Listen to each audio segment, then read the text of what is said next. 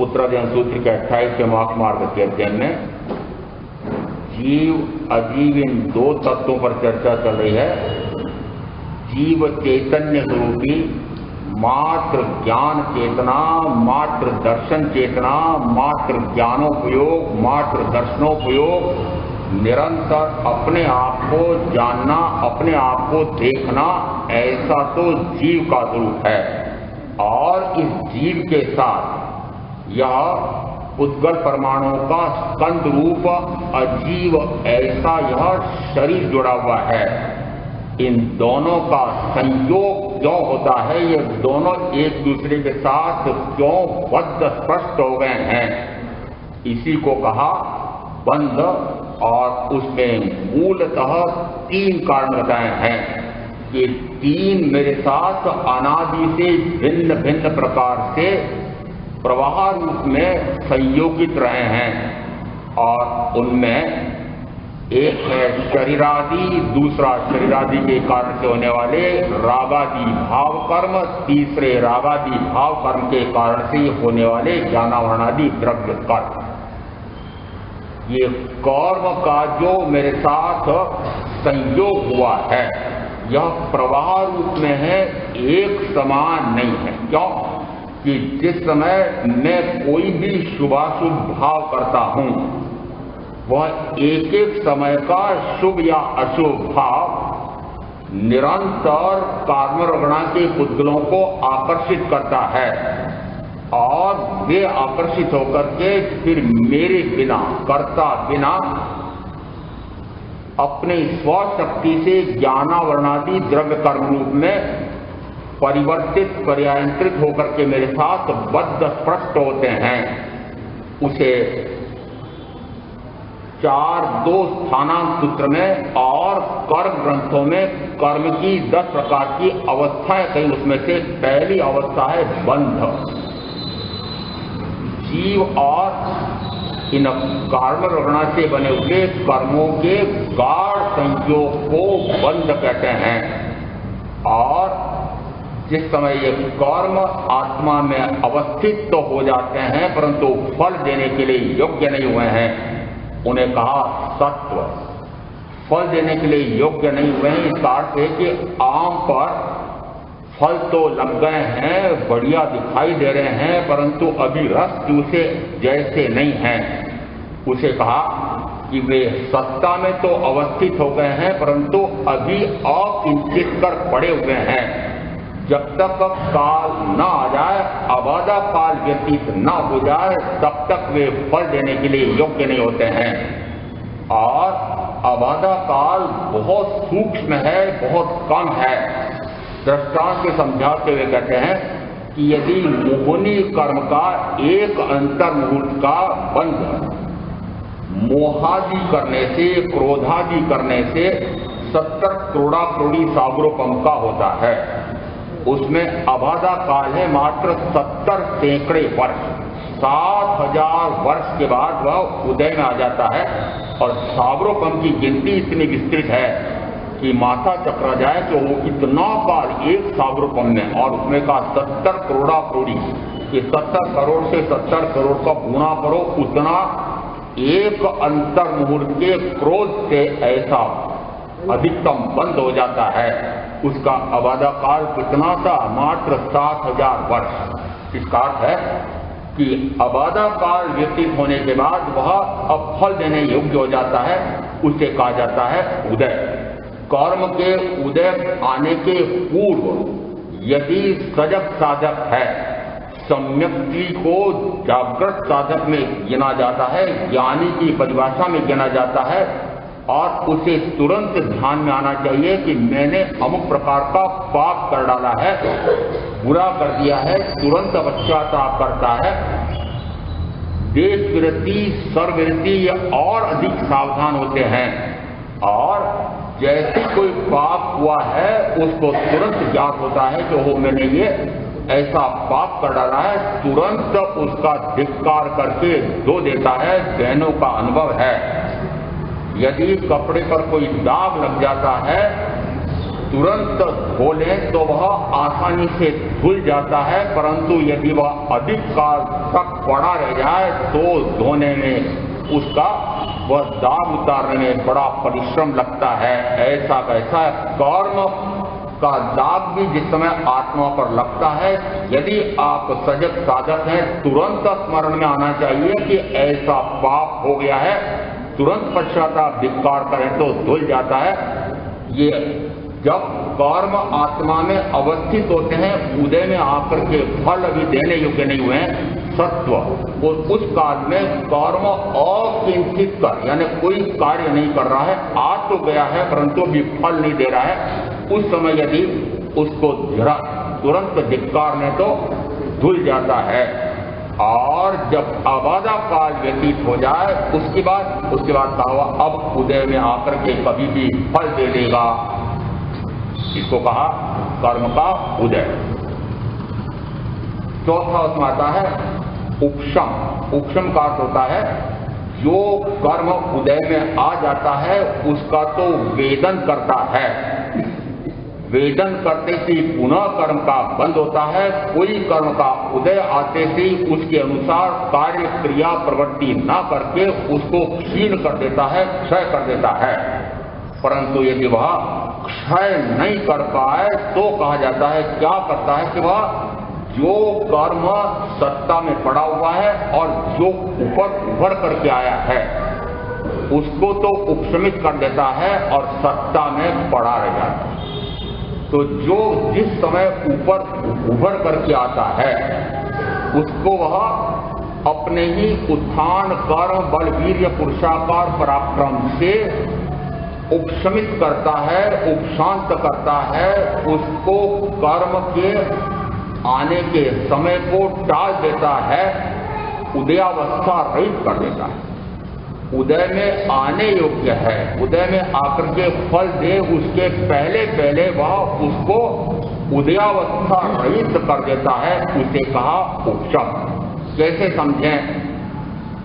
परीक्षण चल रहे हैं, प्रवचन का समय हो गया है और इधर तो आप तैयार होकर के निकलने लगे और इधर आपके कोई व्यापारी का फोन आ गया, व्यापारी आ गया और आपको पता है कि वह ऐसा व्यापारी है कि इतने लाख का व्यापार करने वाला है, खरीदी करने वाला है, बिक्री करने वाला है और इतने हजार का यह लाभ देने वाला है।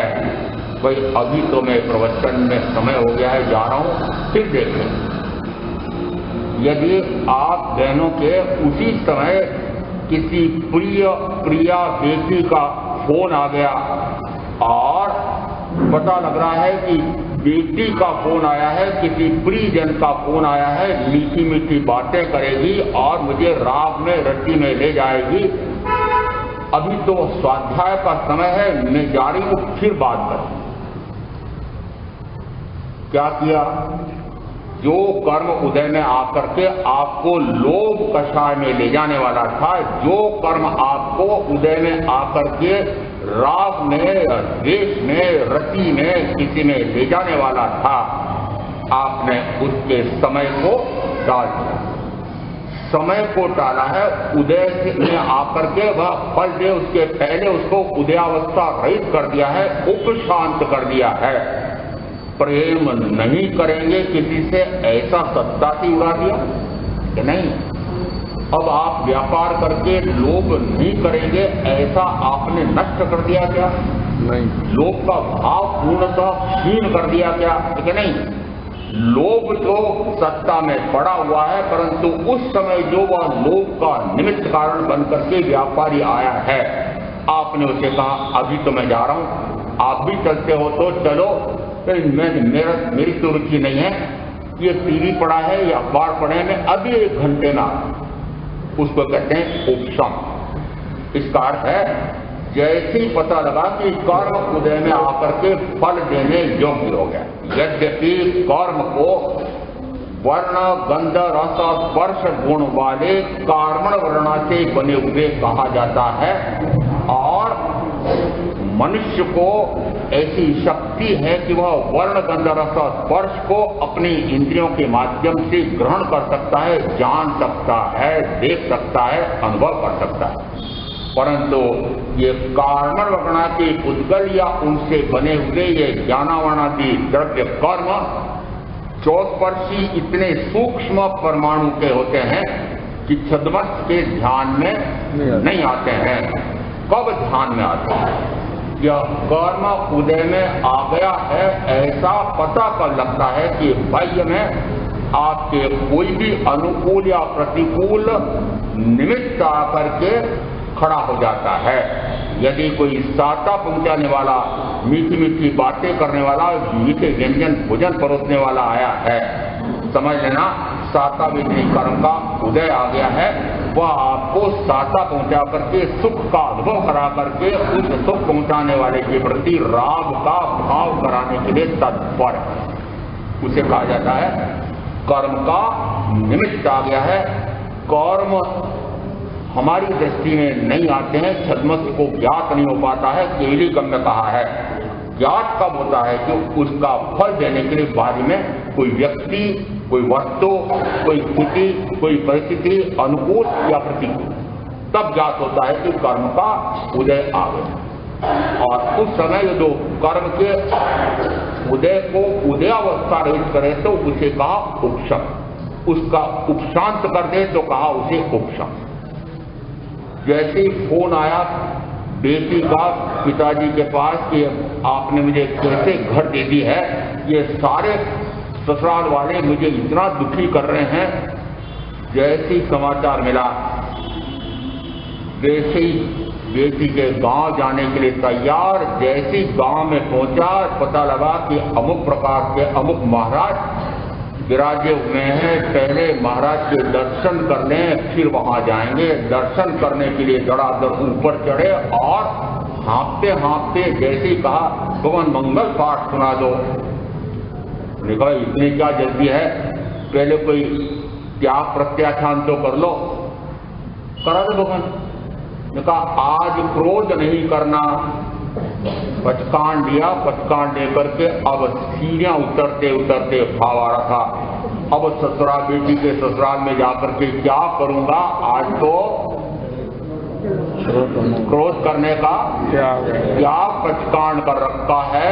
इसलिए वापस अपने घर लौट गए। 3-4 दिन बाद पता लगा बेटी का फोन आया, पापा जी आप चिंता मत करना, सब सुलट गया है। जो क्रोध का भाव आपको कर्म के अश्वबंध में ले जाने के लिए आ चुका था, क्या किया? टाला। कैसे टाला? कि आज क्रोध नहीं करना, क्रोध करना ही नहीं, ऐसा हो गया क्या? नहीं हुआ। उस समय क्रोध आकर के आपको कर्म का बंद कराने का निमित्त आ गया है। निमित्त कौन सा? कि बेटी का फोन और ससुराल वालों की इस प्रकार की दुष्टता के समाचार, ये निमित्त बता रहे हैं कि कर्म का उदय आ गया है। आपको फल, सुफल या दुष्फल देना चाहता है। यदि आप उसमें सावधान हो जाते हैं और उस सुफल का भी मजा न लें, दुष्फल का भी दुख न करें, तो वह कर्म निर्धरित हो जाता है। और उसके लिए आगे एक शब्द आया है उदीरण। 5वीं अवस्था कर्म की आई है उदीरण या उदीरणकरण। उदीरणकरण या उदीरणा का अर्थ होता है जो कर्म सत्ता में अवस्थित है, फल देने के लिए तो योग्य हो गया है, अबाधा काल व्यतीत हो गया है, परंतु न जाने कब फल देगा। मैं यदि उस समय प्रमाद में रहा, जागृत नहीं रहा और उस समय बहुत फल देने के लिए कोई आ जाएगा तो मैं परास्त हो सकता हूं। इसलिए ज्ञानी क्या करते हैं कि वे उस कर्म को पहले उदय में लाते हैं। कैसे लाते हैं? तो कहते हैं आत्मा के अपने उत्थान कर्म बल वीर्य पुरुषाकार पराक्रम से वह उस कर्म को पहले उदय में ला करके और फिर उसको निर्जरित कर देते हैं। उसे कहा जाता है उदीरण कर्म। व्याख्या प्रगति के 1:3 में कर्म का कैसे उपशम होता है, कैसे संवर होता है, कैसे उसकी गर्हा होती है, कैसे उसकी निर्जरा होती है, इन सब के लिए शब्द दिए हैं। आत्मा अपने उत्थान बल वीर्य, उत्थान बल कर्म वीर्य पुरुषाकार पराक्रम से ही उपशम करता है, उसी से वह उसको क्षय करता है, उसी से उसकी निर्जरा करता है, संवर करता है। उत्थान यावत पराक्रम के बिना, अब ये उत्थान यावत पराक्रम किसका गुण है? तो क्या आत्मा का, स्वयं का। ये स्वयं का गुण है ना। आत्मा अब जग गया है, अब वह प्रमाद में नहीं रहना चाहता, मोह निद्रा में नहीं रहना चाहता, अब वह अपने समस्त विकारी भावों पर विजय प्राप्त करके निर्विकारी अवस्था में जाने के लिए तैयार हो गया है। उसको कहा जाता है उत्थान बल। अब बल किसमें लगाया कि जिस समय आप भी प्रातःकाल निद्रा से उठते हैं, इस शरीर की सारी शक्ति आत्मा साथ में तो कहाँ लगती है कि शरीर का पोषण करने में, परिवार का भला करने में, पालन पोषण करने में, व्यापार करने में, कमाने में। वह उठ तो गए हैं, बल भी लगा रहे हैं, परंतु वह सारा बल कहाँ लग रहा है कि पर पदार्थ में लग रहा है, कर्म का बंद कराने वाला। वही उत्थान, वही बल जिस समय पर में न लग करके अपने आप में लगता है। अब बल किसमें लगाया कि कर्म मुझे आकर के परास्त नहीं कर सकते हैं, कर्म बलवान नहीं है, मैं बलवान हूं, ऐसा मान करके कर्म के उदय में आकर के जो भी निमित्त मुझसे राग या द्वेष कराना चाहेगा मैं नहीं करूंगा, ऐसा बल उत्थान कर्म। फिर कर्म क्या करेगा कि कर्म का अर्थ यहाँ पर कर्म बांधना वो नहीं है, ज्ञानावरणादि कर्म से अर्थ नहीं। कर्म ने ऐसा कार्य करेगा कि जिससे वह कर्म उसको परास्त न कर सके, उसे कहते हैं कर्म। उत्थान कर्म बल वीर्य, और वीर्य का अर्थ होता है ये जनन शक्ति वाला, वो मनुष्यों में, पुरुषों में, स्त्रियों में जो शक्ति होती है वह वीर्य नहीं है। वीर्य का अर्थ है कि ऐसी आत्मा की शक्ति है कि वह चाहे कितना ही बलवान कर्म आ जाए तब भी उससे परास्त ना हो और उसको परास्त कर देता है, उसे कहा जाता है वीर्य। यह आत्मा में कितना पड़ा हुआ है? तो कहा अनंत वीर्य पड़ा हुआ है। उपयोग निरंतर आत्मा में टिका रहे, एक समय के लिए भी उपयोग पर पदार्थ में न जाए, ऐसा केवली परमात्मा के अनंत वीर्य प्रकट हो जाता है। वह वीर्य किसके साथ जुड़ा हुआ है, किसका गुण है कि मेरा स्वयं का गुण है, परंतु वह सारी वीर्य शक्ति कहाँ लग रही है कि पर पदार्थ में, शरीर, परिवार, धन, वैभव, भोगों में लग रही है। इसलिए उल्टे कार्य हो रहे हैं, कर्म का आश्रय बंद हो रहा है, चतुर्गति में जन्म का दुख हो रहा है। अंतिम क्या? पराक्रम। अभी भी सारे भाई बहन कितना पराक्रम करते हैं।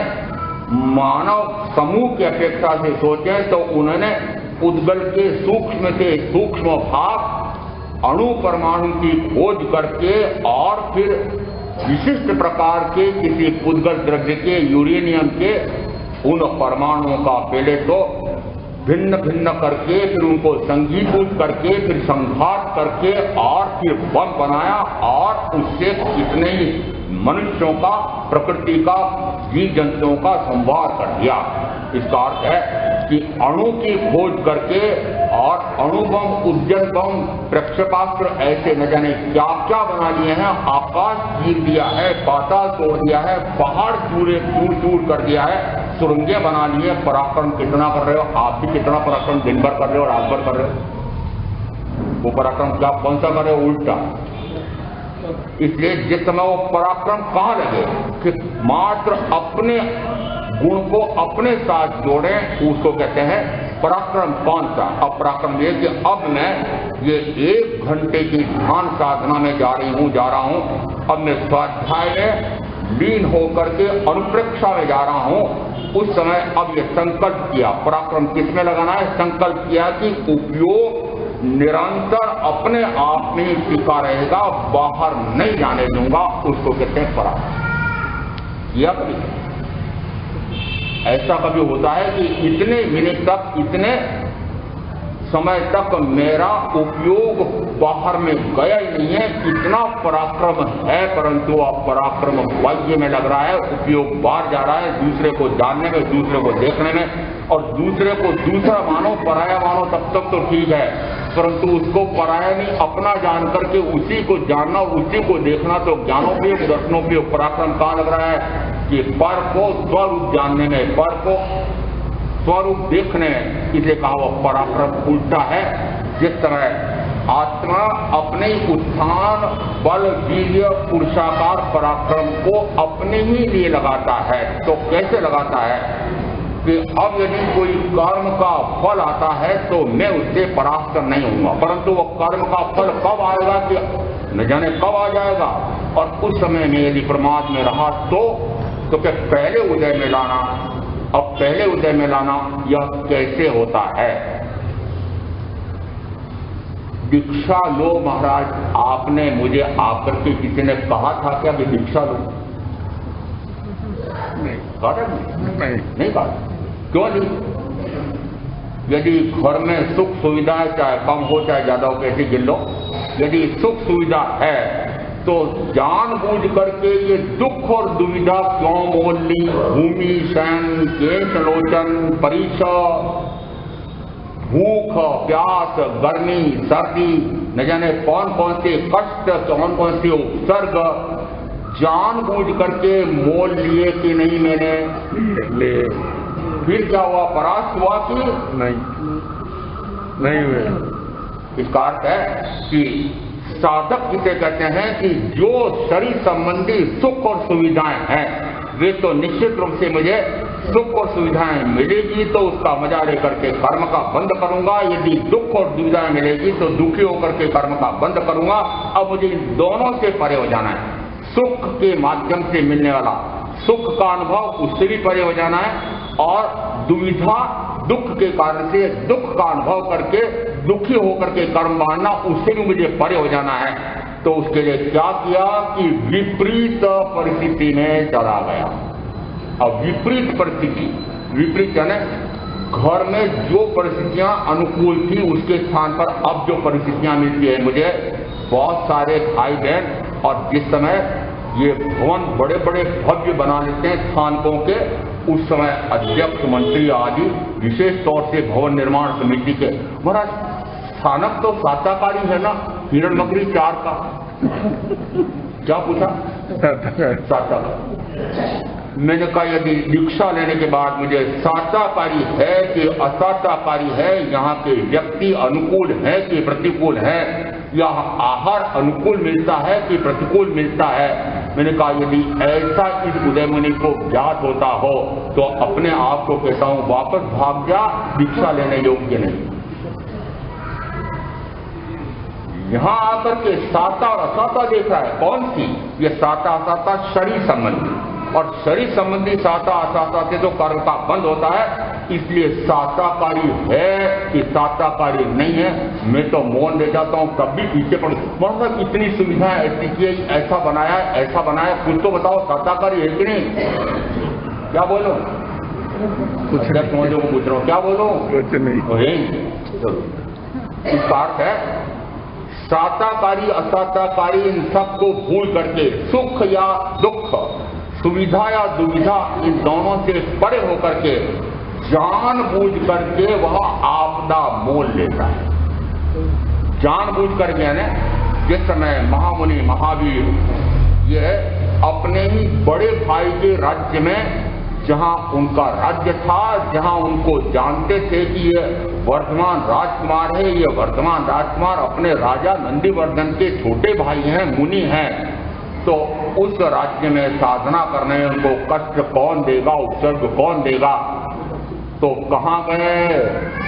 अनार्य क्षेत्र में गए। अब जानबूझ से गए ना, जानबूझ इतने आराम से साधना हो सकती थी, परंतु वहां ना करके अनार्य क्षेत्र में क्यों गए कि वहां यदि अनार्य व्यक्ति उनको दुखी करें, धक्का दें, मुक्के मारे, बस्ती में जाएं, कभी रूखा सूखा आहार लेने के लिए वो कभी कभार 12.5 वर्ष में कुल 349 दिन तो पाड़ने के आए, और उसमें भी बेर चूर्ण, सत्तू, कोदों चावल, उड़द के बाकुले, मूंग के बाकुले, इस प्रकार से लेने वाले उसमें भी यदि जाएं तो वे अनार्य लोग उनको धक्का देते थे, गालियां देते थे, भगा देते थे, कुत्ते पीछे लगा देते थे, वही कुत्ते पिंडियां नोच लेते थे। ऐसे दुख आए, मैं पूछ रहा हूं क्या वे उस दुख से दुखी हुए?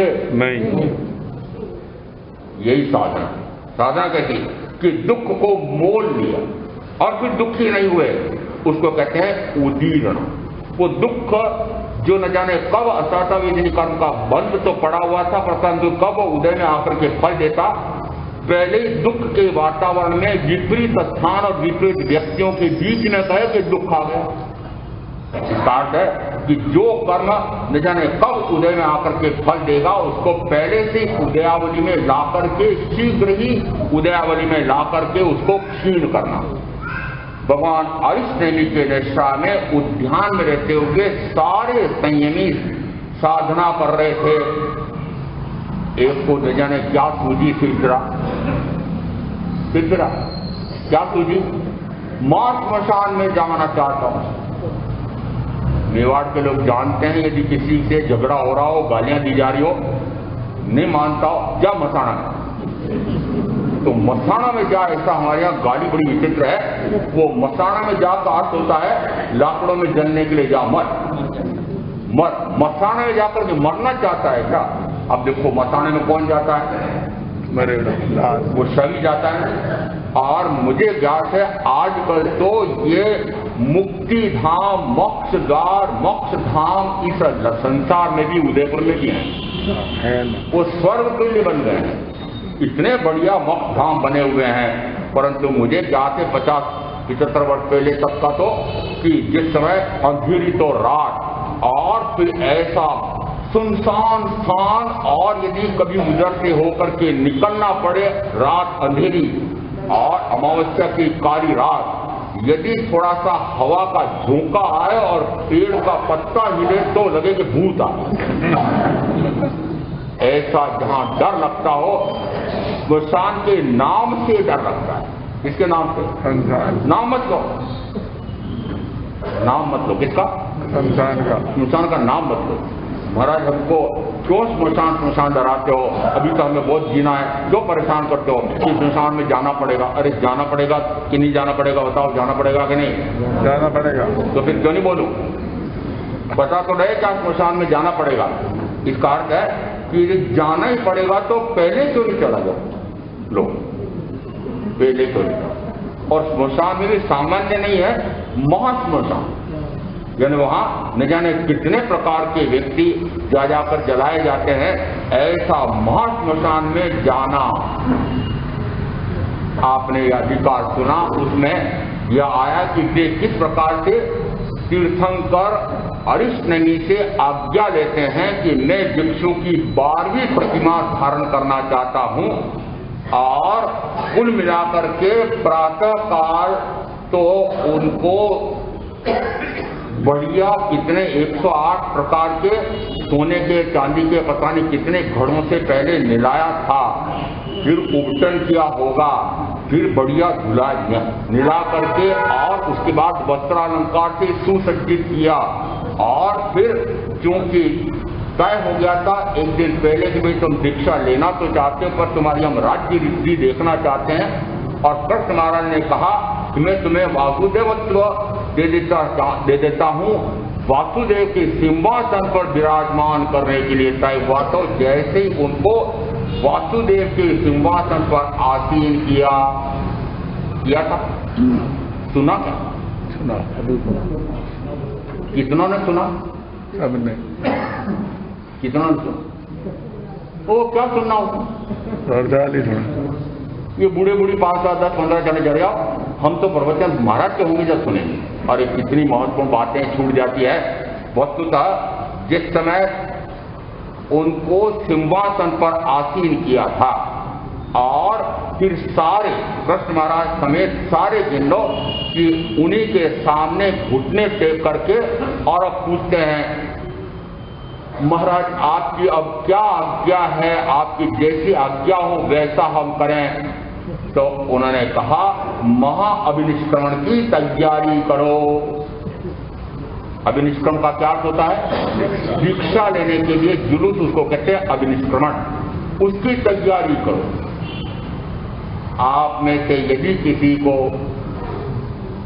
उदयपुर के नगर निगम में पार्षद बनने का अवसर आ जाए और यदि खोटे कर्म करो और जनता की मांग हो, कानून ऐसा हो कि वापस भी बुलाया जा सकता है, तो कितना भरसक प्रयास करते हैं कि पार्षद का पद छीन न जाए। कौन सा पद? पार्षद। वो पद कौन सा था?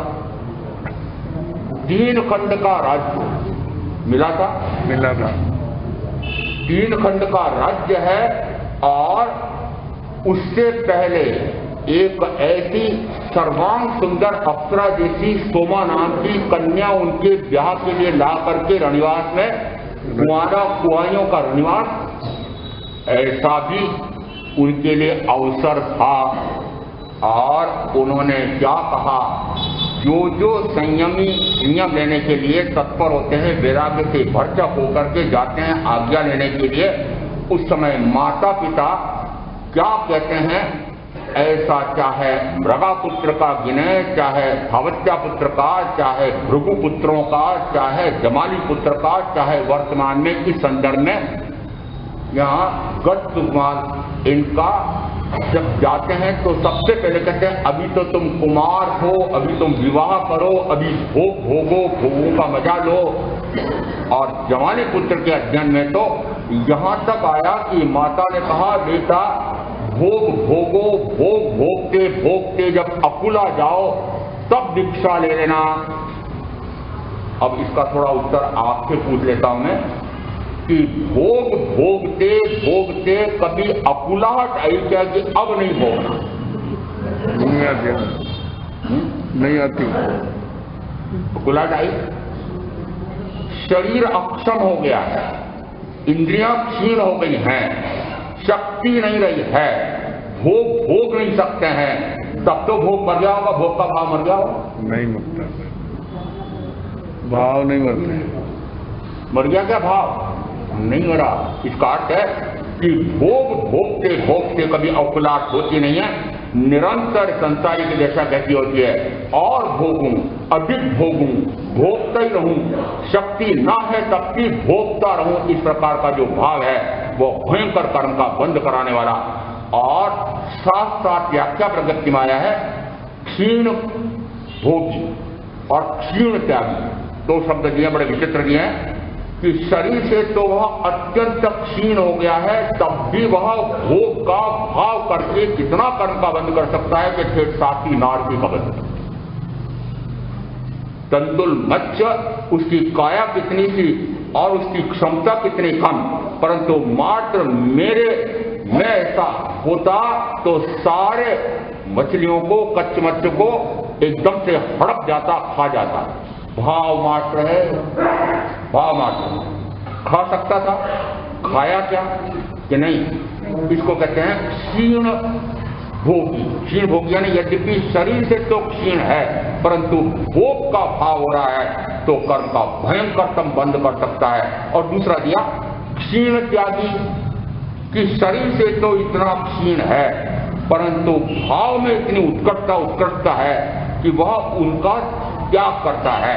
तो कहा वह भी मोक्ष के मार्ग को पकड़ करके मुक्ति प्राप्त कर सकता है, शरीर का कोई संबंध नहीं है।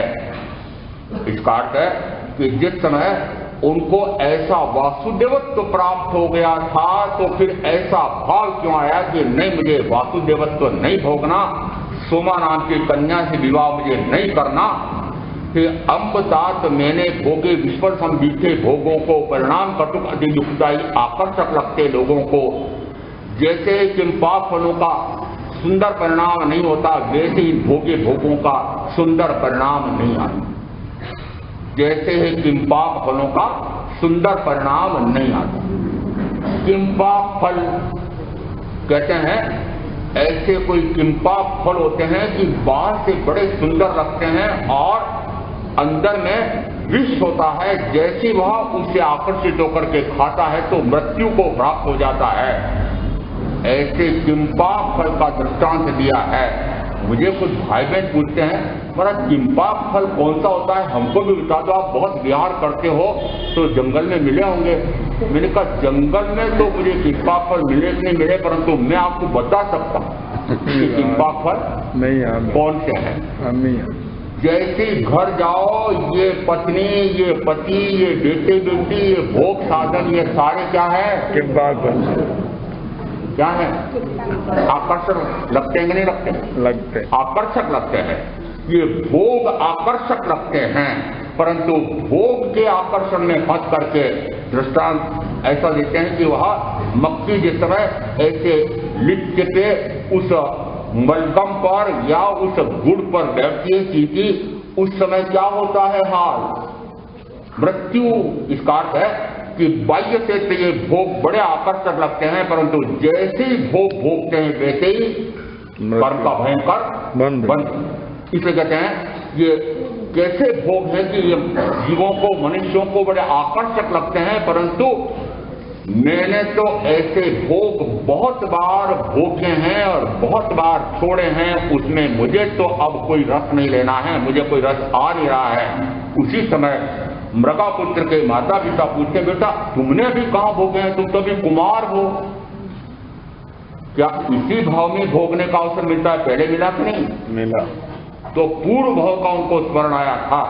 इसलिए कहते हैं कि मुझे अब ये यहाँ पर गच्छ कुमार अंगार क्या कह रहे हैं कि मैंने ऐसे बहुत भोग भोगे हैं, भोगों में रस नहीं है, भोगों को विष तुल्य माना है।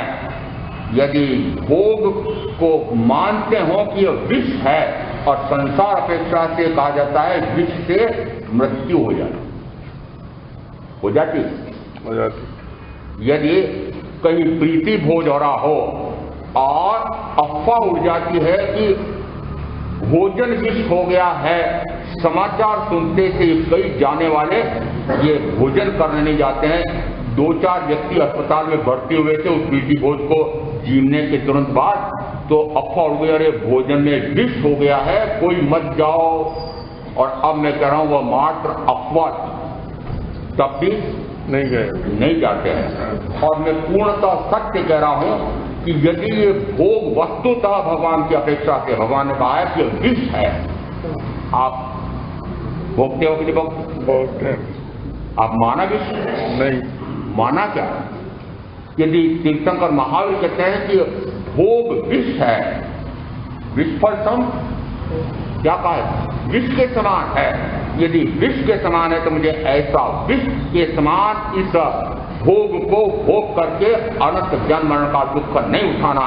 इसलिए प्रथमतः तो सोमा से विवाह करने से इनका फिर आया धन वैभव। और अब पुनः याद करो पिछले 2-3 दिन से 3 बातें आ रही थी। यह शरीर आदि रूप मैं नहीं हूं, मैं शरीर आदि का कर्ता नहीं हूं, मैं शरीर आदि का भोक्ता नहीं। दूसरा आया था शरीर आदि के कारण से होने वाले रागादि भाव कर्मों का भी मैं कर्ता नहीं हूं, भोक्ता नहीं। तीसरा आया था इन्हीं के कारण से ज्ञानामानादि द्रव्य कर्म का भी मैं कर्ता नहीं हूं और भोक्ता नहीं हूं। यह परमार्थ से, यह निश्चय नय से वस्तु स्थिति में मेरा ऐसा स्वरूप है। अब वस्तु स्थिति में मेरा ऐसा स्वरूप है, आपने भी 2-3 दिन से लगातार कहो कि पूरे अभी चतुर्मास में बहुत बार सुना, ये मैं नहीं हूं, ये मेरे नहीं है, ऐसा सुना आपने? सुना क्या? नहीं सुना। मैं पूछ रहा हूं सुना क्या? मतलब सुना, मैंने कहा सुना ही नहीं। सुना किसको कहा जाता है? तो मैं कह सकता प्रमाण से कि गच्छ कुमार ने सुना था कि शरीर आदि मैं नहीं। तो शरीर आदि में अभी आदि की परीक्षा थी। आदि की परीक्षा कब दी? आदि की परीक्षा प्रातः काल दी थी। प्रातः काल जिस समय उनको वासुदेव के सिंहासन पर आसीन किया था, उस समय ने कहा ये मैं नहीं, ये मेरे नहीं। वैराग्य उतारने के लिए माता पिता न जाने क्या क्या खटकर्म करते हैं। उसमें मान लो कि कृष्ण महाराज ने भी वैराग्य उतारने के लिए, उनको घोराने के लिए कहा कि तुमको हम सिंहासन पर बिठा देते हैं, तुम राजा बनो, वासुदेव बनो। जैसे ही उन्होंने सिंहासन पर बैठे और फिर सोचा कि ये अभी मान लो कि ये मेरे भाई मुझे इस सिंहासन पर न उतारे। आपको पूछ रहा हूं, आपने अपने अपने स्वामित्व के स्वयं के कष्टोपार्जन से उपार्जित धन से जो कोठी बंगले बनाए हैं, आपके स्वामित्व के हैं कि नहीं? स्वामित्व क्या है? मालिक हो ना? हो कि नहीं है? किराएदार था पहले, उसमें से तो कोई किराएदार तो स्वामी निकाल सकता है, तो किराएदार को तो निकाल देता है, परंतु अब आप तो कोई निकालेगा नहीं ना? निकालेगा है? निकालेगा ना था निकालेगा। हाँ। अरे यदि बेटा कोनिक जैसा या औरंगजेब जैसा हो जाए तो हो सकता है आप बैठे रहो तो धक्का देकर के बैठ जाए, परंतु आप कहेंगे महाराज मेरे बेटे तो ऐसे कोनिक जैसे औरंगजेब जैसे नहीं है। तो मैंने कहा दूसरा बेटा बता देता हूँ, वो कालचंद्र नहीं ले जाए। तो गट्स कुमार अड़ंगार ने, गट्स कुमार ने क्या माना कि कालचंद्र तो ये वासुदेवत्व भी छीन लेगा, या मैं नहीं, या मेरा नहीं है। पक्का किया। उसको कैसे सुना? सुना कैसे ज्ञात हुआ कि जैसा सुना वैसा ही पाला। आप सुनते तो हैं पर पालते हैं नहीं, मानते हैं मानते ही। बस इसे कहा जाता है कि ज्ञान सम्यक हुआ है क्या, दर्शन सम्यक हुआ है क्या, इसकी परीक्षा चारित्र लेता है। और चारित्र में देखो क्या हो रहा है कि जिस तरह उन्होंने पक्का कर लिया था कि शरीर आदि रूप मैं नहीं हूं, शरीर आदि का कर्ता भोक्ता मैं नहीं। अब आदि में वासुदेवत्व का कहो कि सोमा का कहो, मैं कर्ता मैं भोक्ता नहीं हूं, ये मेरे नहीं। अब एक तरफ वासुदेव जैसे भाई हैं, ऐसी देवकी जैसी महारानी उनकी माता है, ऐसा राज्य है, परंतु सारे को कैसा माना कि ये मैं नहीं, मेरे नहीं। आपने पक्का कर लिया? न कर पक्का कर लिया नहीं। हट रहेगा छूट रहेगा उससे। यदि हट रहे हो छूट रहे हो, उसमें रस घट रहा हो, मोह ममता मर रही हो, परिग्रह में मूर्छा टूट रही हो, रस घटता चला जा रहा हो इंद्रिय विषयों का, तो मानना कि हाँ मैंने भी सुना है, मैंने भी समझा है। और यदि ऐसा नहीं हो रहा हो तो समझना कि कुछ नहीं। भोगों के बारे में दृष्टांत, अपना दृष्टांत देता हूं। मैं जिस समय भोगों का कीड़ा बना था, विष्ठा का कीड़ा बना था, और विष्ठा का कीड़ा किसे कहते हैं कि विष्ठा ने, जिस समय विष्ठा में कीड़ा उत्पन्न हो जाता है तो जितना उसका आयुष्काल होता है, जितना विष्ठा होता है, निरंतर क्या किया? खाया। आपके लिए पूछ रहा हूं, मेरे लिए पूछ रहा हूं, बोलो क्या किया महाराज ने उस समय? क्या किया? अरे विष्ठा खाया कि नहीं? खाया। अरे मेरे लिए पूछ रहा हूं, मेरे लिए तो बोल दो। हाँ महाराज उस समय आपके कीड़े बने थे विष्ठा के, तब विष्ठा खाया। क्या आपने इस 5 इंद्रियों के भोगों को विष्ठा माना? नहीं। सम्यक तो हुई है या नहीं हुई है उसकी परीक्षा किससे होगी कि भोगों को कैसा माने?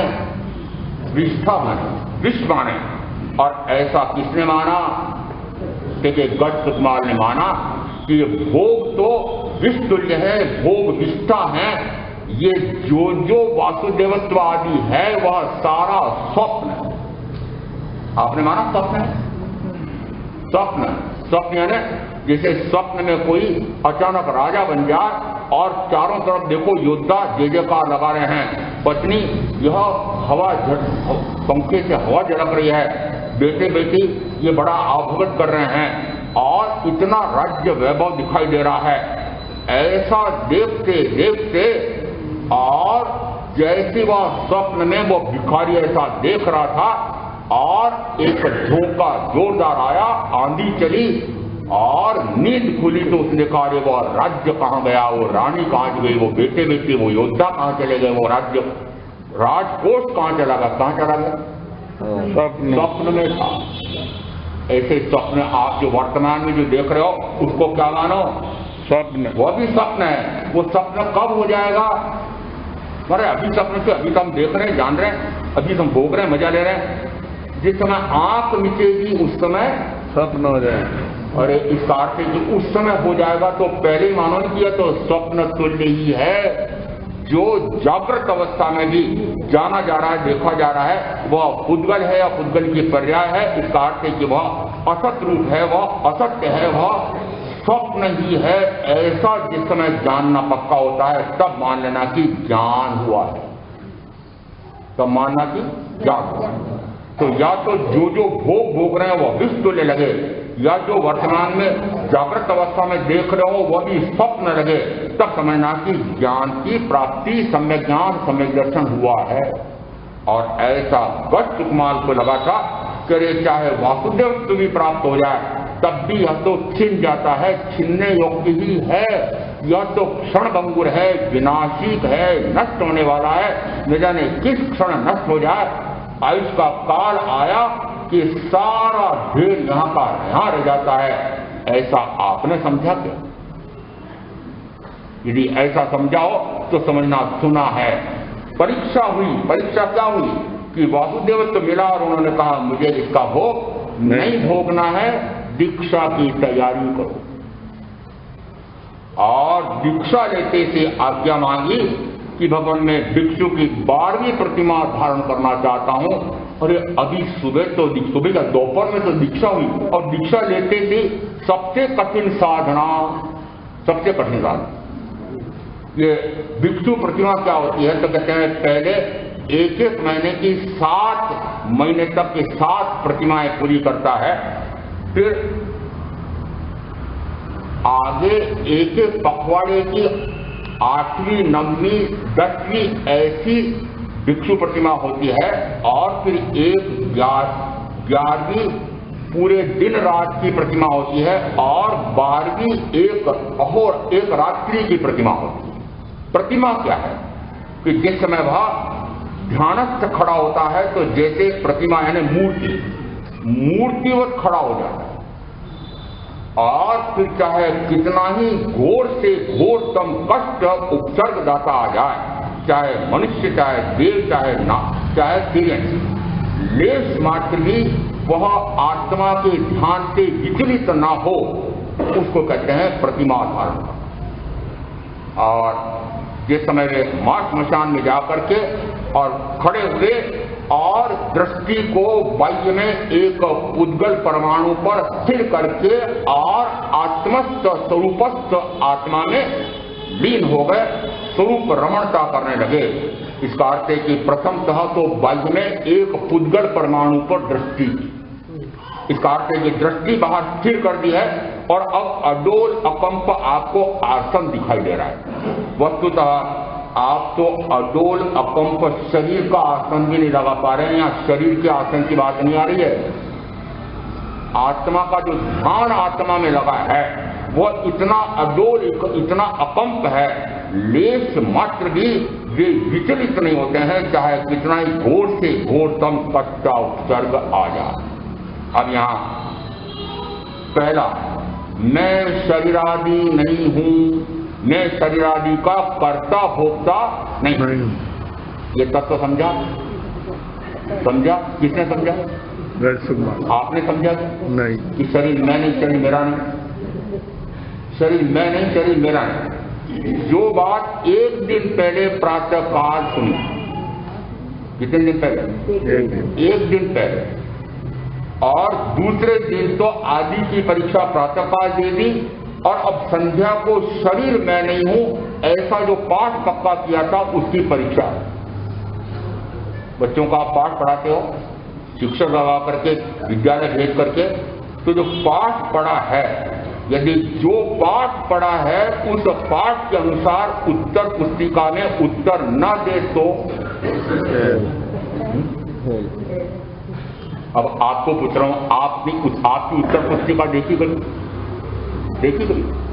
अरे स्वयं उस उत्तर पुस्तिका को देखो और स्वयं मूल्यांकन करो कि जो मैंने पाठ पढ़ा था उसके अनुसार उसमें मैं उत्तीर्ण हो रही हूं कि नहीं हो रहा हूं। पता लगा।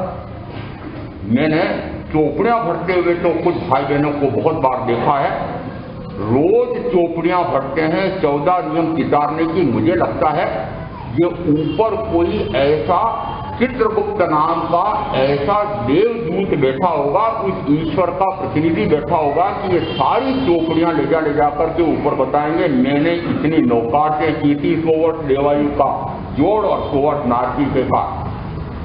किसके लिए भर रहे हो? अरे अपनी चोपड़ी कौन सी? इस आत्मा में जो निरंतर राग रोग आ रहा है, जो द्वेष रोग आ रहा है, जो मोह रोग आ रहा है, जो क्रोध मान माया लोभ में, क्रोध में आग बबूला हो रहे हैं, मान में चूर हो रहे हैं, मायाचारी में अंधे हो रहे हैं और लोभ की तृष्णा भयंकर है। ये 5 इंद्रियों में जो आसक्ति हो रही है, ये चोपड़ी संभाली कभी कि ये जो मेरे हैं साधना करते करते इसमें कितनी कमी हो रही है। ये चोपड़ियां भर रहे हो, पता नहीं कौन सी चोपड़ियां भर रहे हैं। 14 नियम चितार रहे, और 14 नियम ये सारी बातें है क्या? मैंने देखा नहीं, उसमें तो नहीं, उसमें नहीं। फिर कौन सी चोपड़ियां भर भर क्या कर रहे हो? परीक्षा कैसे हो रही है? अब परीक्षा देखो कि कठोर से कठोरतम परीक्षा आ जाए तब भी वो परीक्षार्थी उत्तीर्ण होता है। यदि कठिन से कठिनतम प्रश्न आ जाए तब भी वह हल कर लेता है, तब जाकर के वह मात्र उत्तीर्ण नहीं, प्रथम श्रेणी में, और प्रथम श्रेणियों में भी आने वाले प्रथम ऐसे होते। अब ये प्रथम श्रेणी में भी प्रथम आने वाले अणगार, जिस समय शरीर को बल से आपको दिखाई दे रहा है अडोल अपंप कर लिया है और अंदर में आत्मा में अपने आप में लीन हो गए हैं, और उसी समय एक पूर्वोपार्जित कर्म का उदय एक प्रतिकूल व्यक्ति को ला करके खड़ा कर। अब यहाँ पर ये उदीर्ण करण में प्रतिकूल व्यक्ति, प्रतिकूल स्थान, उन पर जाकर के खड़ा हो जाना, ये प्रतिसंलीनता नाम का बाह्य का तप है। ये आपको तो मात्र बाह्य का तप दिखाई देता है, आप सारों को ये 6 बाह्य नहीं, 1 दिखाई देता है। कौन सा? अनशन। अनशन के अतिरिक्त और किसी को तप माना आपने? माना ही। ये देखो कौन सा तप करें, बाहर में देखो तो वस्तुतः यह प्रतिसंलीनता का तप है। वस्तुतः प्रतिसंलीनता का तप करने नहीं गए हैं, वे ऐसे प्रतिकूल स्थान, प्रतिकूल व्यक्तियों के बीच में इसलिए गए हैं कि जो कर्म न जाने कब उदय में आकर के मुझे फल देगा, और मैं उस समय मनुष्य भाव में न रहूं, प्रमाद में चला जाऊं मनुष्य भाव में रहते हुए, और वे परास्त कर दें तो पहले उदय में लाए। पहले उदय में कैसे लाए कि विपरीत स्थान, विपरीत व्यक्ति वहां पर आकर के भयंकरतम कष्ट उपसर्ग दे सकते हैं, ऐसे स्थान पर गए। और अब वहां कर्म की उदीर्णा होगी। वो कर्म की उदीर्णा ने कर्म जो सत्ता में पड़ा है, उदय में आने योग्य हो रहा है, उसको शीघ्र ही उदयावली में ला करके, और अब उस कर्म को निर्जरित करने का पुरुषार्थ कैसे होता है, उसके लिए थोड़ा आगे कर्मावस्था की बातें और समझनी पड़ेगी। और उसमें से एक आया है अब उद्वर्तन।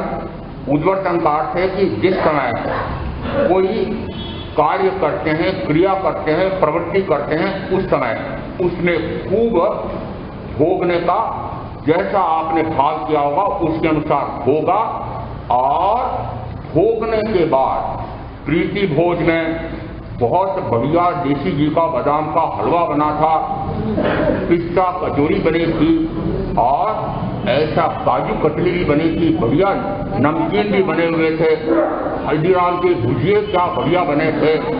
और उसी समय सामने कोई ऐसा परिजन या ऐसा व्यापारी आकर खड़ा हो गया, दूसरी बातों में लगा दिया, और भोजन का कुछ रस नहीं ले पाए। घर जाकर के फिर सबने घर वालों ने सुनाया, ऐसा बढ़िया देसी घी का बादाम का हलवा मजा लिया कि नहीं किया? हाँ, खाया तो मैं नहीं था, परंतु उस समय रस क्या आया। निरंतर उसका पुनः पुनः स्मरण करके, जिस समय कभी शिमला मसूरी गए हो, ऊटी गए हो, उस समय हो सकता है कि इतना रस नहीं लिया, बाद में आ करके पुनः उसका स्मरण कर रहे हैं, और स्मरण कर करके उस समय तो इतना मजा नहीं लिया, अब उसका मात्र शब्दों से वर्णन करके, सुन करके, और अब मजा ले रहे हैं। क्या किया? पहले जो बांधे थे उस समय तो वे मंद थे, रस में मंदता थी, इसलिए 4 प्रकार के बंध कहलाते हैं। एक प्रकृति बंध, ज्ञानावरणादि कोई सीधे प्रकृति कर्म का बंध होता है। दूसरा कहलाता है अनुभव बंध, यानी उस कर्म में रस कैसा पड़ा है, जो फल मिलेगा वह गाढ़ मिलेगा या मंद मिलेगा, सुख अधिक मिलेगा या कम मिलेगा, दुख अधिक मिलेगा या कम मिलेगा, उसको कहते हैं अनुभव बंध। अनुभव यानी रस। तीसरा कहा जाता है कि वह जो मैंने कर्म बंद किया है वह कितने काल तक मुझे सुख या दुख, अनुकूल या प्रतिकूल फल देगा। और चौथा का प्रदेश, आत्मा के प्रदेशों को कर्म वर्णा के कुछ गुणों ने कितना जकड़ा। ये 4 प्रकार की गला है। अब यहाँ उद्वर्तन किसे कहते हैं कि पहले जिस समय कर्म का बंद किया था उस समय अनुभव और स्थिति दोनों कम थे। अनुभव भी मंद बांधा और स्थिति भी कम पड़ी, और बाद में पुनः पुनः स्मरण करके आज तो ऐसा ठगा कि मजा आ गया। ऐसा ठगा कि मजा। आज तो प्यार भाड़े न्यारे हो गए, जैसे कमा करके घर पहुंचे। आज तो बड़ा उल्लू बनाया। ये व्यापारी की मुझे पता है दृष्टि कहाँ रहती है। यदि आपने रेल में, बसों में यात्रा की है तो कुछ ऐसे लोग होते हैं उसमें कि जिनकी निगाह जेब पर हो, और आपको जरा सी झपकी आई इतने में तो जेब साफ हो जाती है। ये ऐसे जेब कतरों का ध्यान निरंतर आपकी जेब पर रहती है। अब मैं इन व्यापारियों से पूछ रहा हूं कि इनकी दृष्टि कहाँ है? जेब पे ये दुकान पर मेरे जो माल खरीदने के लिए चढ़ा है, जेब कहाँ खाली कर जाए? हम सारी में रहे। और चिकित्सक के पास जाओ तो चिकित्सक की दृष्टि आपके रोग पर तो नहीं होगी, वो भी जेब पर। कहाँ पर होगी? चिकित्सक की दृष्टि। ये कैसी बात कर रहे हो? चिकित्सक की जो दृष्टि उस चिकित्सा के ये जो आया हो उस व्यक्ति के रोग पर होती है कि मेरी जितनी शक्ति है, जितनी मेरी सामर्थ्य है, जितना मेरी योग्यता है, पूरी झोंक करके इसको मैं स्वस्थ बना दूं, ऐसा पुरुषार्थ करूं। ऐसा भाव आता है कि जेब कितनी भारी लेकर आए। तो इनको कौन सी परिभाषा में रखना है? किसी परिभाषा में रखना? आप जानो, आप नाम दे जाना। जेब कतरा ही है। जिस समय दृष्टि कहाँ है? अब यहाँ दृष्टि की बात आ रही है कि अब दृष्टिगत कुमार अंगार की कहाँ पर है। जिस समय ये सोमिल नाम का ब्राह्मण उनको यदि सिर पर अंगारे रख करके दुखी कर रहा है, तो जिस समय उन्होंने पूर्व में कर्म का बंद किया था, जिस समय कर्म का बंद पहले पूरे चारों ओर पढ़ने समझने, उद्वर्तन का अर्थ होता है जो पूर्व में अनुभव और रस कम बांधा था, बाद में स्मरण कर करके फिर से मजा ले लेके, चटकारे ले लेकर के और कहना, वह कहलाता है अनुभव और रस दोनों को बढ़ा लिया, उसको कहते हैं उद्वर्तन। यदि बांधा उस समय तो इतना भारी था, अभी उदाहरण दिए थे, बांधा उस समय तो बहुत चिकने कर्म बांध दिए थे, परंतु जैसे ही स्वाध्याय किया, प्रवचन सुना, सतगुरु का समागम हुआ और तुरंत भाव आया, ओहो मैंने ऐसे ऐसे पाप कर्म कर लिए। जैसे सुना और सुनते से ही धिक्कार का भाव निकलता है। वो संध्या के प्रतिक्रमण में सुन तो रहे हो, पार्टी का अर्थ याद है नहीं, उसका भाव समझ में आया नहीं, और मात्र वो दूसरा व्यक्ति बोल रहा है एक अंतिम शब्द तक मिथ्याम विक्रम, उससे नहीं धुलेंगे हो, ये भरोसे मत रहना। कब धुलेंगे? शब्द से, शब्दातीत अंतःकरण से, ये मैंने पाप किए हो, मुझे धिक्कार है, मुझे धिक्कार है, मुझे धिक्कार है, से अंतःकरण से निकलना चाहिए बात। तो कहा जाता है कि पूर्व में चाहे उसने अनुभव भी गाढ़ बांधा था और स्थिति भी दीर्घ पड़ी थी, वह दोनों को ऐसे धिक्कार से, पश्चाताप से, प्रायश्चित से, मिथ्याम विक्रम से, प्रतिक्रमण से उसको घटा देता है। उसको कहा जाता है अपवर्तन। क्या कहा उसको? अपवर्तन। उद्वर्तन में बढ़ाना है, अपवर्तन में घटाना है। अब एक शब्द है निद्दत।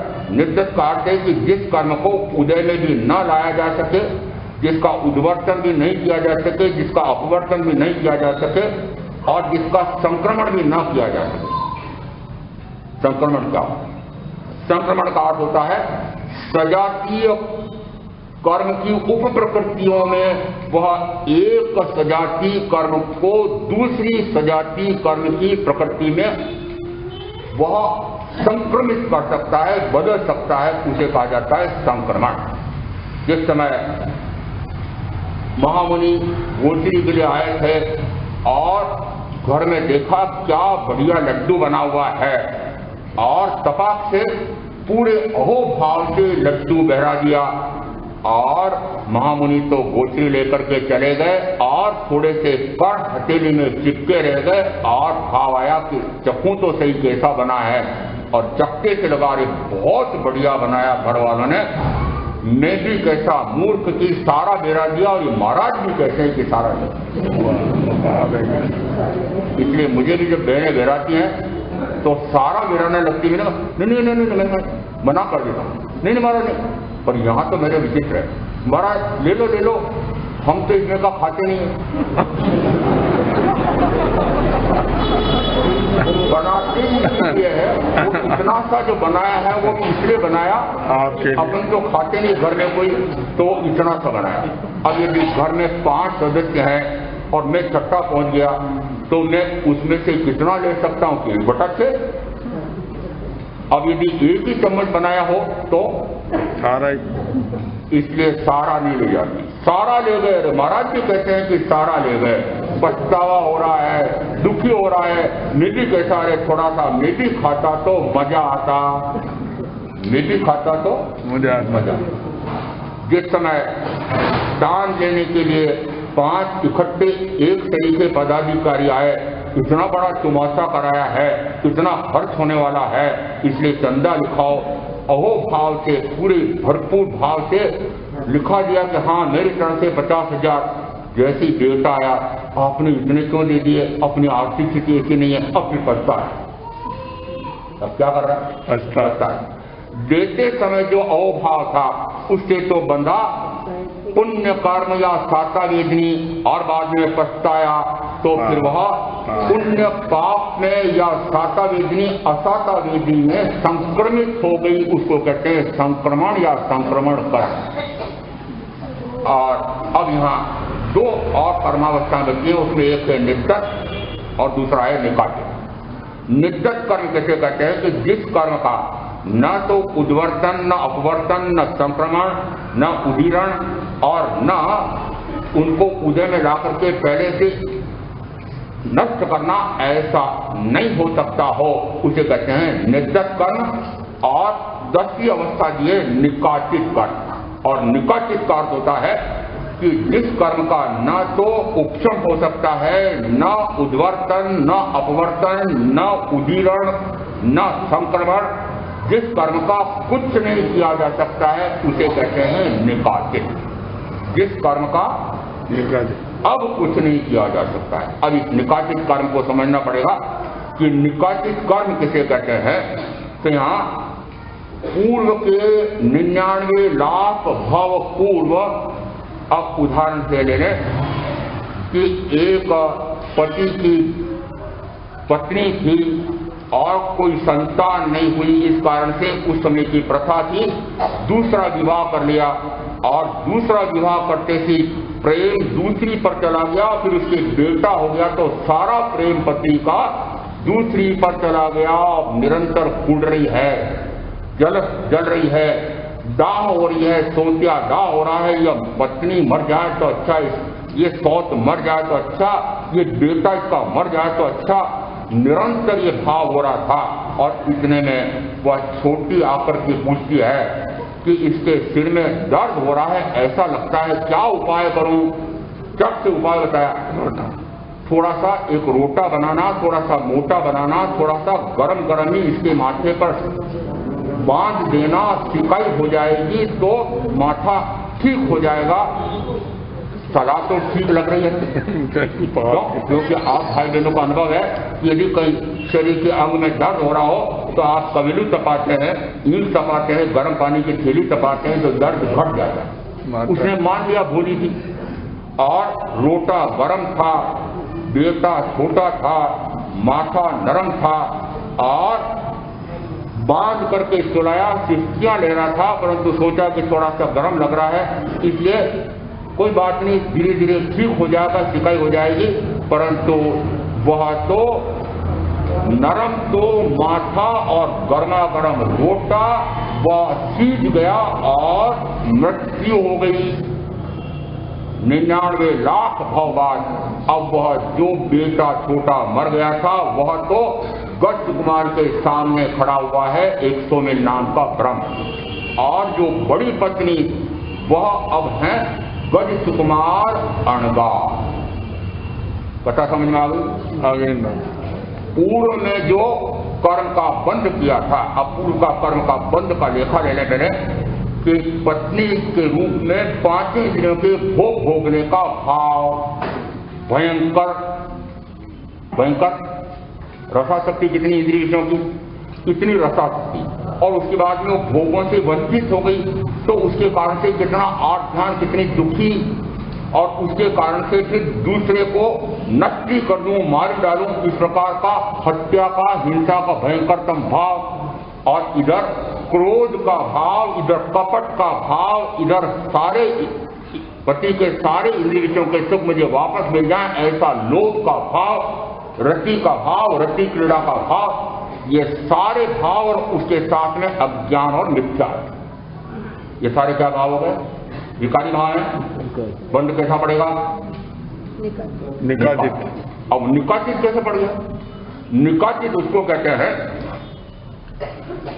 कार्य तो किया पाप का, कार्य तो किया अपराध रूप में, और माना नहीं कि यह अपराध है या पाप। अब थोड़ा सा आपका उदाहरण ले लेता हूं। आपका बात है आप ऐसे नहीं हो, मुझे अभी रहना है, आप ऐसे नहीं, परंतु मुझे उदाहरण बोलने के लिए कहना पड़ता। आप अब जिस समय आप व्यापार करते हैं, आपको पता है कि बेटे बेटी का पढ़ाना लिखाना, फिर विवाह करना भारी खर्चा लगता है, और सरकार की कर नीति बड़ी खराब है, इसलिए कर इतना क्यों दूं, कर इतना क्यों? फिर आज के भाई बहन ये भी कहते हैं महाराज ये सरकार के नुमाइंदे, ये प्रतिनिधि जो सरकार बैठे हुए, ये आधा ऊपर तो अपनी जेब में रख लेते हैं, इसलिए इनको क्यों दें, ये इतना नष्ट बर्बाद कर देते हैं, ये अपनी जेबें भर लेते हैं, मैं इनको क्यों दूं, सरकार में कर क्यों दूं, बहाने वाले। जिस समय ये कर की चोरी करते हैं, मुझे पता है इनके प्रतिक्रमण में, अब थोड़ा प्रतिक्रमण में एक थोड़ा संकेत देना पड़ेगा मुझे। जिस समय ये चोरी का त्याग करने के लिए बचकान लेते हैं, कौन कराता है प्रतिक्रमण? यहाँ कौन करा रहा है? बोलो ना, कोई ना कोई। आप करा क्या? अरे प्रतिक्रमण बोलता कौन है? जिस समय प्रतिक्रमण के लिए व्रत लेते हैं, चोरी का व्रत, उस समय मेरे अमुक प्रकार की मोटी चोरी का क्या 2 करण 3 योग से, उसमें सभ्य संबंधी, व्यापार संबंधी छूट, सभ्य संबंधी, व्यापार संबंधी छूट में लूट, व्यापार संबंधी छूट रखी। जो चोरी है वो बाइक में, तो चोरी यदि आप कपड़ा बेचते हैं तो हो सकता है कि जैसे आप 1 गज देते हो, 1 मीटर देते हो तो थोड़ा सा कम नाप देंगे, तोल कर देते होंगे तो 5-50 ग्राम कम तोल देंगे, माल देते होंगे तो थोड़ा बहुत ऐसा मिलावट करके दे देते होंगे, परंतु ये लाखों रुपए की जो कर चोरी हो रही है उसकी आपने क्या कर दी? छूट। ये आपका अचोरी व्रत है। जिस समय ऐसा जो कर रहे हैं वो क्या मानते हैं कि यह कोई पाप नहीं है, यह कोई अपराध नहीं है। नहीं। जो बड़ी बड़ी कुर्सियों पर सरकार की बैठे हुए हैं, यदि उनके हाथ में कोई विशेष प्रकरण हो कि किसी का भूखंड है और उसमें झगड़ा पड़ गया है, नियमितीकरण कराना है, और अब वह नियमितीकरण करने के लिए जिस उच्चतम अधिकारी के पास वह प्रकरण है, यदि वह चिड़िया बिठा दे, क्या कहते, ये अधिकारी लोग जानते हैं, नीचे से प्रकरण ऊपर आता है, नीचे से सारे कार्य करने वाले तो दूसरे होते हैं, और वो अधिकारी मात्र हस्ताक्षर करता है, वो भी जरा सा हस्ताक्षर होता है, उसको कहते हैं क्रियानुसार। जिस समय वो यदि ऐसा हस्ताक्षर कर दे तो उसका वह भूखंड कहो या वह भूमि कहो, यदि भूखंड है तो अब वह 1 लाख की जगह 1 करोड़ का हो गया है, और भूमि है तो 1 करोड़ की है, उसकी जगह 50 करोड़ की हो गई है। और अब यदि वह 1 करोड़ में से 5 लाख रुपए रिश्वत दे जाए, 50 करोड़ का हो गया, उसमें 1 करोड़ रिश्वत दे जाए, तो अधिकारी क्या मानते हैं? देना ही चाहिए उसको, मैंने इतना बड़ा काम कर दिया, उसका देना ही चाहिए। क्या वह पाप नहीं है? क्या वह सरकार के कानून का अपराध नहीं है? पर माना नहीं माना, नहीं माना। इसका अर्थ है कि पाप भी करता है और पाप को पाप नहीं मानता। राग को आप पाप मानते हो? राग तो करते हैं परंतु पाप करते हैं, परंतु पाप को पाप नहीं मानते। और जिस समय ऐसा करते करते यह भाव पूरा हो जाए तो कहा जाता है अगले किसी भी भाव में वह जैसा बांधा है वैसा ही उदय में आता है। अब अगले भाव में वो कुछ भी करने में समर्थ नहीं, कुछ भी यानी उपशम, उद्वर्तन, अपवर्तन, संक्रमण, उदीरण, संक्रमण कुछ करने में समर्थ नहीं है, उसको कहा जाता है निकाचित कर्म। अब यहाँ चाहे कान में शीशा भरवाने में उन त्रिपष्ट वासुदेव ने जो कर्म बांधे थे वे गिन लें, या ये वर्तमान में वो गत कुमार अणगार ने 99 लाख भाव पहले जो कर्म बांधे थे वे कौन से थे? निकाचित। और अब निकाचित कर्म के लिए आपने जो अभी तक सुन रखा है वह क्या सुन रखा है? पहले मुझे एक आध जना बता दो। निकाचित कर्म को भोगना पड़ेगा, भोगे बिना छुटकारा नहीं है। जोर से बोलो ना थोड़ा। भोगे बिना छुटकारा नहीं है। निकाचित कर्म भोगे बिना छुटकारा नहीं है। और अब इस विषय पर कि निकाचित कर्म भी भोगे बिना छूट जाता है, और अब इसमें इस दृष्टांत के आधार पर थोड़ा सा समझ लें निकाचित कर्म किसे कहते हैं। यह इसलिए समझना आवश्यक हुआ, यद्यपि आपको लगेगा कि बहुत ऊंची बातें हैं, परंतु बहुत महत्व की बात है कि चाहे भयंकर से भयंकरतम पाप कर दिया, 1141 व्यक्तियों की हत्या करने का सबसे बड़ा पाप, एक तिरंज पंचेंद्रीय या मनुष्य की हत्या करे तो फिर 7वीं राशि के तक जा सकता है, उसके स्थान पर कितना पाप कर डाला?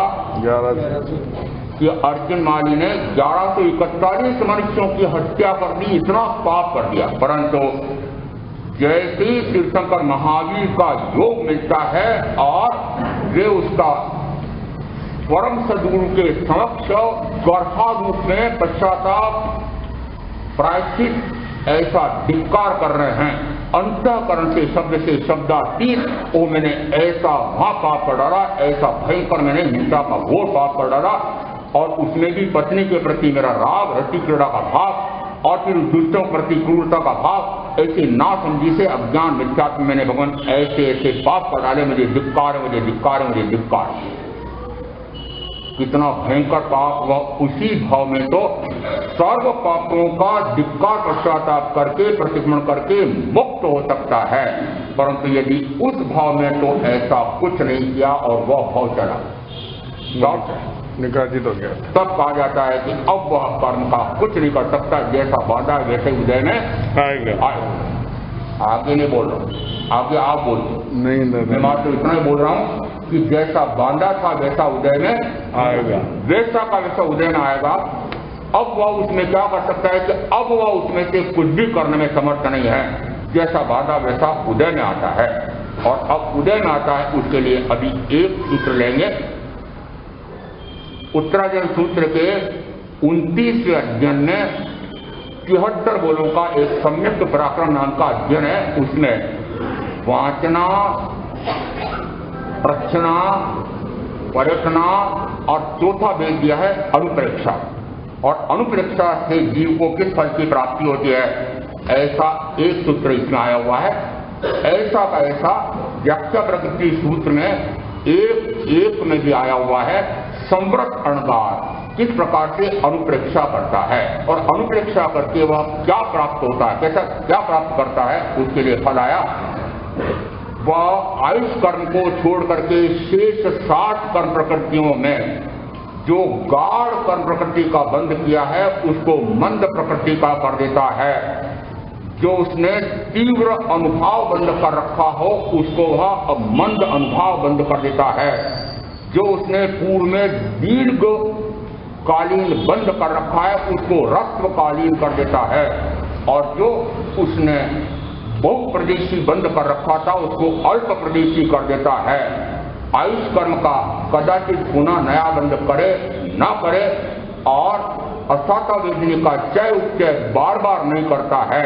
और ऐसा करते हुए वह अनंत संसार वन को शीघ्रतः पार हो जाता है।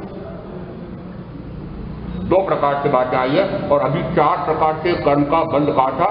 प्रकृति, स्थिति, आगे स्थिति अनुभव,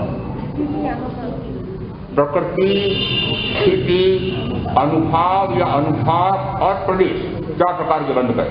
अब इन चारों का वर्णन है 29 अध्ययन के अनुप्रेक्षा नाम के बोल में आ रहा है कि ज्ञानावरणादि द्रव्य कर्मों में से कौन सी प्रकृति का बंध हुआ है। यदि गाढ़ कर्म प्रकृति का बंध किया है तो उसको क्या कर लेगा, मंद प्रकृति में बदल लेगा।